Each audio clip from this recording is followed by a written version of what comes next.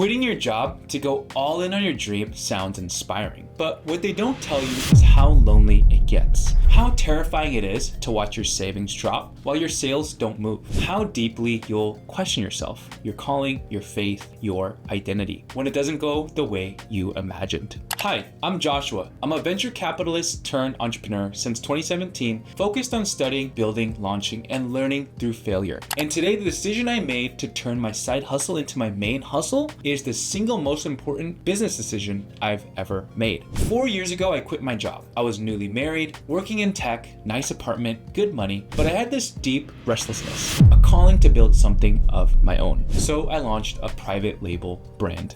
It failed. I didn't understand cash flow, marketing, or the margin game. I lost money, confidence, sleep. So I went back to work at an Amazon agency this time and learned I wasn't earning enough. I took a higher paying job and then COVID, global supply chain chaos, prices exploded, company laid me off. That's when I said, unless God tells me otherwise, I'm not working for anyone again. I made a decision to build for real, to build something I'd never have to walk away from again. Most people want to quit their job because they feel stuck. They say it's about freedom, but deep down, it's often about escape. The problem is, if you leave too early, you carry the same undisciplined habits, fears, and identity issues straight into your business. God used my 9-to-5 season to form me, to teach me structure, excellence, how to lead when I'm not in charge. And that formation was the soil my business would eventually grow from. Don't rush the season God's using to prepare you. The job you want to leave may be the classroom your legacy needs. You've heard it before. Burn the boats. Go all in.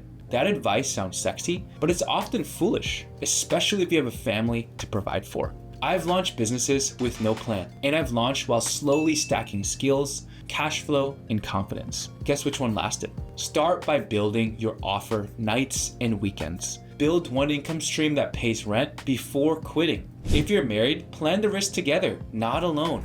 Faith isn't recklessness. It's wisdom under submission. For years, I was trying to make it work. I'd ask God to bless my business. But truthfully, I wasn't asking him what he wanted me to build. I was using faith like a backup generator, not a blueprint. The moment everything changed was when I prayed, God, if this isn't from you, take it away. And what I sensed back was, I never asked you to carry it alone. That was the moment I stopped performing and started surrendering.